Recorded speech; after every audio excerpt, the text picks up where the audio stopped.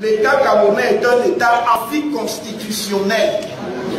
Ça veut dire ici que la Constitution n'y est qu'un prétexte pour masquer quelque chose qui en réalité est de l'ordre de la domination monarchique. Il s'agit en réalité d'une monarchie.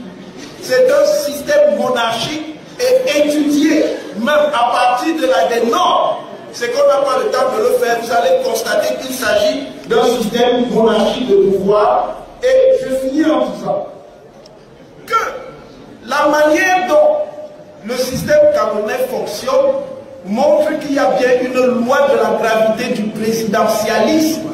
Le présidentialisme a beau se déguiser, il a beau se démocratiser, il est toujours le présidentialisme parce que le système fonctionne en rapport avec une configuration sociale, historique et politique particulière. Voilà la famille.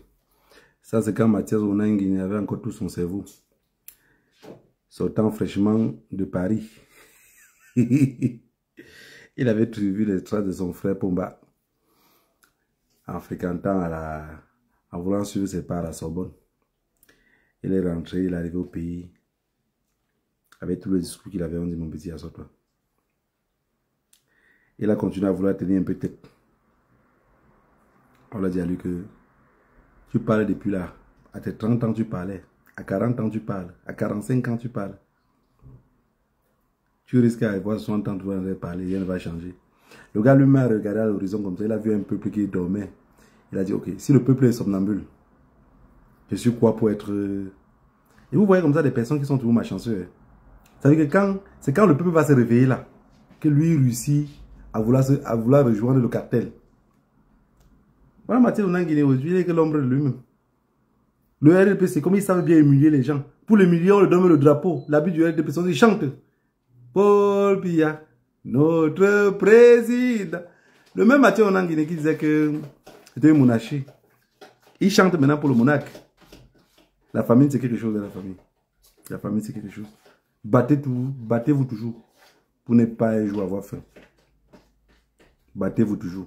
Parce que quand je vois les personnes comme les Mathias Onangini, je comprends que la famille, c'est un problème. C'est les mêmes gens comme les Célestins Jamais. Tu vois, partout où ils parlent maintenant, même sur les plateaux de télé. Regardez, on dit mendiant. Je ne suis pas un mendiant, moi. Je ne suis pas un mendiant.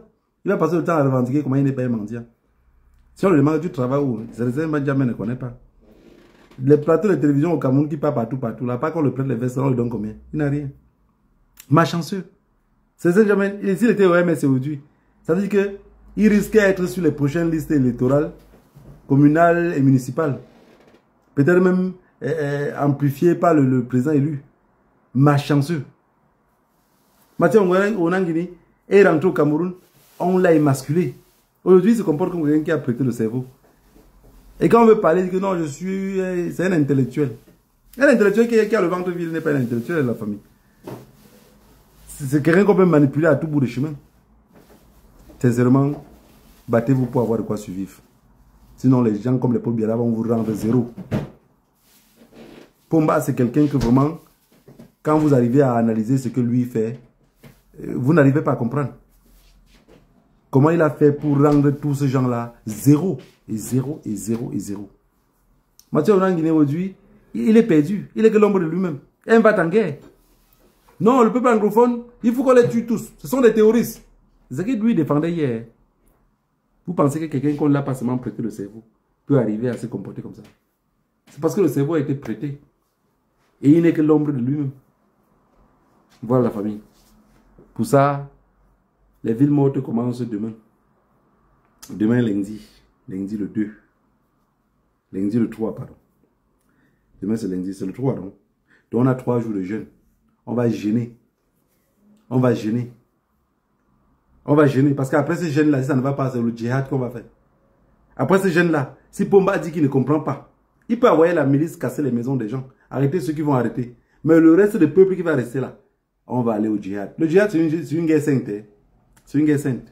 Donc s'il n'arrive pas à nous libérer dans la paix, on sera obligé de faire le djihad pour que Paul Biya puisse partir.